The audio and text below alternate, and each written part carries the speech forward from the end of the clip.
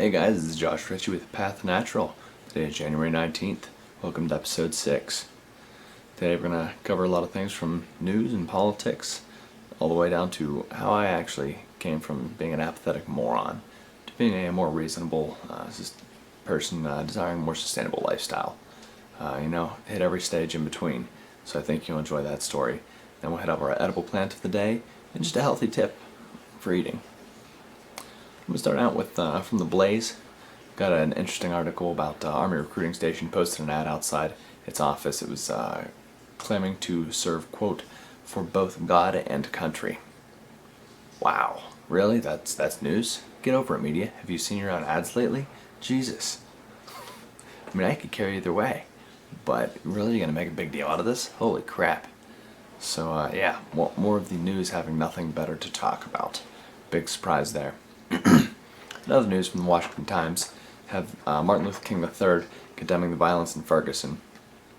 Not really a big surprise there.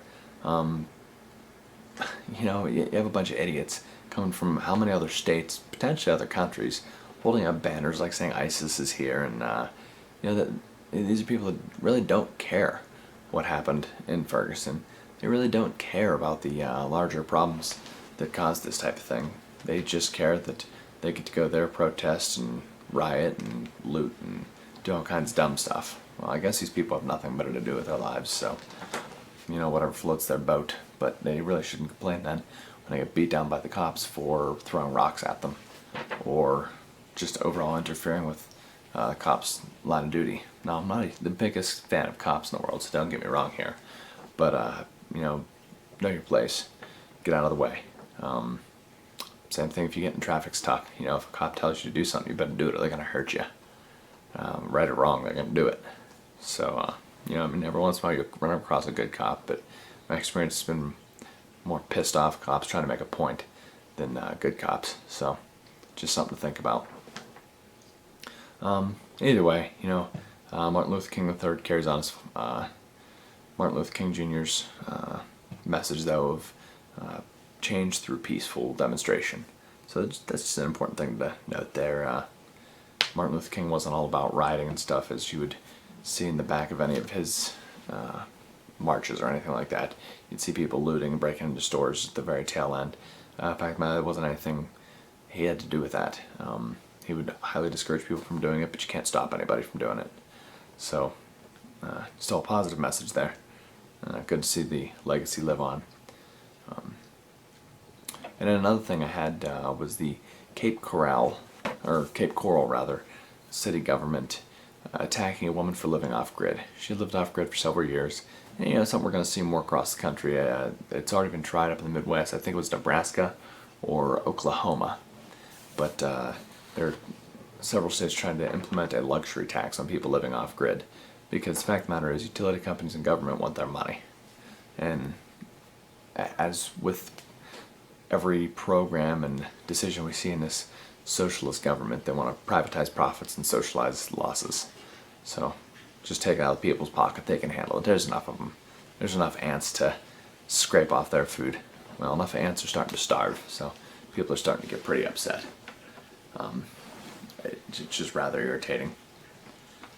So just something to think about as you're trying to make your own move off-grid. Keep it quiet, I guess. That's really all you can do.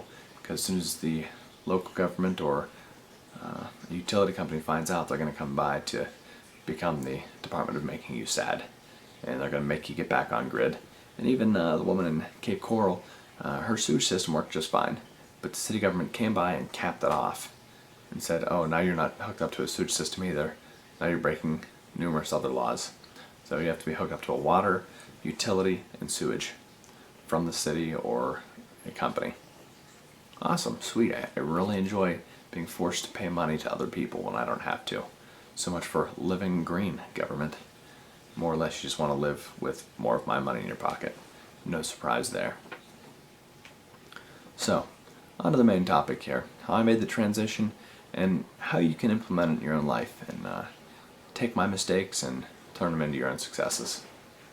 So, I started out just an apathetic moron, like most teenagers, until I was probably 19, sounds about right. I was bored, sitting in my room, nothing better to do, and started flipping through the internet.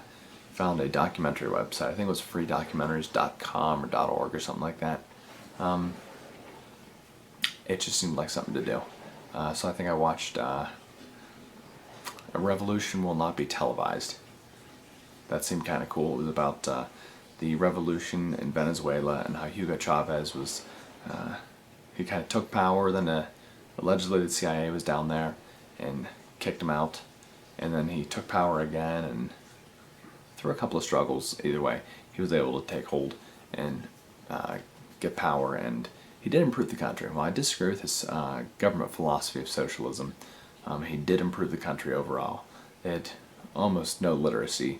There was just that huge gap between the rich and the poor, where people were either mega rich or super poor, and basically just couldn't afford food.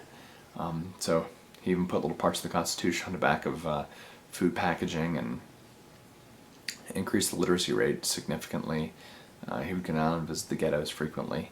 Well, I guess they call them the barrios there.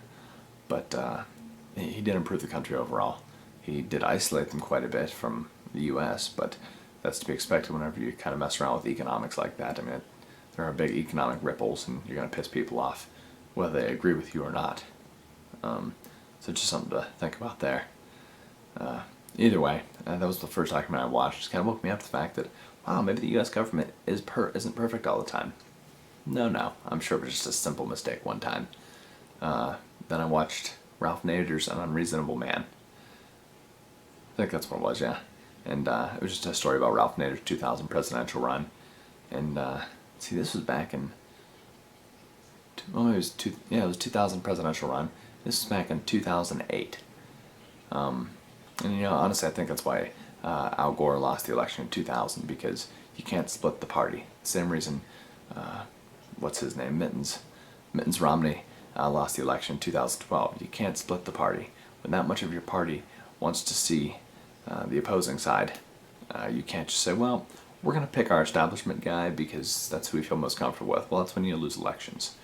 Ron Paul was a serious contender to Mitt Romney, and could have pulled enough people from the center and the left over to the right to vote Republican at least, to win that election.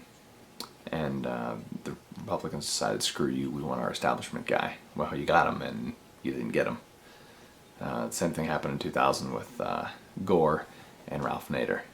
The fact of the matter is, more people wanted Ralph Nader from the right, left, middle, and everywhere in between, because he was just a normal guy. He was a safety advocate for how many decades? He'd made so much monumentous change. Why wouldn't you want him? No, they wanted Al Gore, because he's a former vice president. Sure, he can win. Well, that's debatable whether or not he actually lost or not, but the fact of the matter is they didn't take the presidency, so it doesn't really matter. The fact of the matter is, embrace your party, embrace your constituency, and they didn't do that. But Ralph Nader, that made a huge impact on me, though. Also hearing how the big corporations, like I think it was Chevy or GM, same difference, they would actually send attractive women after him. He said these were just drop-dead gorgeous women in a grocery store or something, just trying to more or less get something on him so that it would compromise his message of getting seatbelts in cars.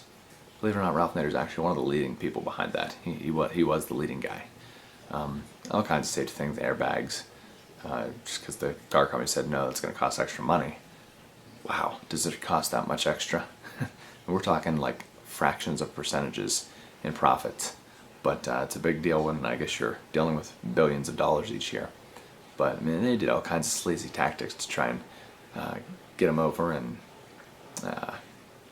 more or less disprove him and undermine his reputation so that they could continue making high profits. That's just the type of thing that's like, wow, I thought these corporations were good. That's what Fox News has always told me. I was raised a hardcore conservative. Well, turns out that wasn't quite accurate. Just because Fox News says it doesn't make it true. Same thing with CNN, and especially NBC later. They've all got their extreme slants, so take everything they say with a grain of salt, but you gotta get your news from somewhere. I'm a big fan of Jerry Doyle, I must say. But you still have to move around and get your news from different places. Everyone's gonna have their own perspective, and some people have their perspective, and then they put a big slant on that as well. So yeah, either way, I was watching that. Then I watched Alex Jones' Prison Planet. Yeah, I don't know. I watched one of his documentaries though, and boy, that really sent me off the deep end into conspiracy land. I spent a good 2 or 3 years as a hardcore conspiracy theorist, Alex Jones tutor, and anything he said, man, I was just parroting until I actually started getting on some topics that I actually had some personal knowledge in. It's like, that doesn't sound quite accurate. What's this guy talking about? So I did a little bit more digging, and like, all right, well, he's just wrong there. How many other things is he wrong in? Did more digging. From then on, I kind of tapered off in the Alex Jones. I mean, he still covers good information that nobody else in the country will cover. A lot of times, nobody else in the world's going to cover because the fact is, who cares about a local issue in another country? Which kind of goes into that Oscar Pistorius story of how he murdered his wife or whatever in the court hearings about that. Who cares? There are murders here every stinking day. Why aren't we covering those instead of covering some South African guy? Does it matter? I mean, yeah, it's terrible, but there are more important things to cover here in our country that, frankly, are hidden, in my opinion. So more or less, I started out from completely apathetic to just way off the charts, and I was just good, all kinds of crazy on the conspiracy theories until I finally came down to like, all right, well, let me worry about me because I can't affect these bigger issues. They have no bearing on me. There's nothing I can do that will have any bearing on them. So let me just prepare for the collapse. Yeah, I was a hardcore survivalist then, getting into all kinds of survival skills, stocking up on food, all kinds of stuff like that. Kind of silly, I know. Spent about 2 years doing that. I always kept coming back to my childhood dream of being a farmer. Well, if I just had a farm, I wouldn't need to stockpile all this food. If I just had a farm, I wouldn't need to bug out anywhere. If I just had a farm, ... Well, that's really what it all boiled down to. I wanted to have a farm, because if you have a farm, who cares? You don't really need to worry about all that stuff because you've built a resilient food system. Which this is not to say a commodity farm. I never wanted to do that. That's one of the main reasons, beyond my dad always telling me there's no money in farming. It's one of the main reasons I always wanted to build a farm. I really enjoy it. Being able to plant different things, being able to harvest those different things, and not have to have a couple $1 million in equipment to harvest corn, wheat, or one other thing, or milk. Most farmers, what do you farm? I'm a cow farmer. What do you farm? What do you grow on your farm? I'm a milk farmer. What else do you grow? Well, that's it. We just do milk. Maybe we have a little garden bed out back. My wife grows flowers. So you still go to the store like everybody else. You're completely dependent upon the system like everybody else. You're still getting the same crappy food like everybody else, even though you have absolutely the capability to grow everything your family eats and then still diversify your income. So whenever there's a crash in the milk market or the wheat market or the sorghum market or whatever market you happen to be in, you have something else to bounce back from, and you don't just declare bankruptcy because that's the one year that you just couldn't quite get by. That's the way most of our modern farmers are. One single crop, and if it's a bad year, you're just going under. That's it. Doesn't make a whole lot of sense to me, but that's kind of the way it works. Really irritating, and I wasn't about to settle for that, so, still haven't got there yet, but I at least have a good idea of what I do want, what I don't want, so I can be perfectly happy starting out with just a thick forest, and timber out some of it or something that was recently timbered, and I know how to make money with that now. I read enough of Joel Salatin's books to understand what I need to do and what I shouldn't do. If you have a lot of underbrush, then run hogs through it. They'll eat the crap out of it. Sepp Holzer says the same thing. If I want to develop large land, I'll go back to referencing Sepp Holzer's permaculture book. If I want to go into some smaller parts, like just a backyard behind my house, I can go to Guy's Garden. And, mix those two together as well. Read some of Joel Salatin's stuff on how to use animals to make money quickly. That's his biggest thing. He wants more people to farm. I want to see more people. I mean, everybody wants to see more people farming, but practical tactics are the thing that is typically missing. I highly encourage you to check out some of Jill Salatin's videos. They're really good and give you some good ideas. But yeah, so I kind of went from the survival thing, and then I got into the permaculture thing. Just ran across Permies.com with Paul Wheaton, and it got me onto some different thought processes and really showed me a better way, an easier way to do things. So I've been on that tip for about 3 years now, 2 years, 3 years now, and I've been learning as much as I can and just trying to get debt free so that whenever the time comes I'm able to leave my job and my wife's able to move and we can all just kind of move to that next stage in life. Then we're able to buy a farm and make it work faster than having to take 5 to 10 years to learn what to do. So if I can learn from other people's mistakes, I can make it move a lot faster, which I hope you can learn from my mistakes as well. Don't take everybody's word for it wholeheartedly. Take everything with a grain of salt. Still check out Infowars.com and PrisonPlanet.tv with Alex Jones. Just take it with a grain of salt. If you're unable to discern fact from fiction, well, it's a learned skill. I don't recommend listening to it. I mean, you can just keep in mind, just think ahead of time. All right, this is all make believe. Just so you don't get totally freaked out and you'll stress yourself out of sleep for weeks. But just keep in mind that Alex Jones' entire job is to more or less be a hype man. He produces good quality news, some of it, and he produces some craziness to build hype. That's how he's going to build his readership, though, his followership. He's going to get a bigger audience by keeping people excited and pumped up and engaged. And that's one way to keep people engaged in news so they don't remain apathetic. But if you're willing to make change, start with a local group. Grassroots efforts always work. Locally here in Colorado we have Libertarian Party. They have meetup groups all the time. Allows people to get engaged. There's a non-GMO group.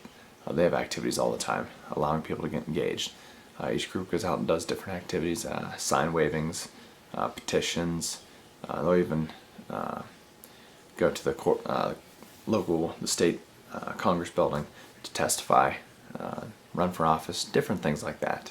Either way, you're getting more people engaged locally, so even if you're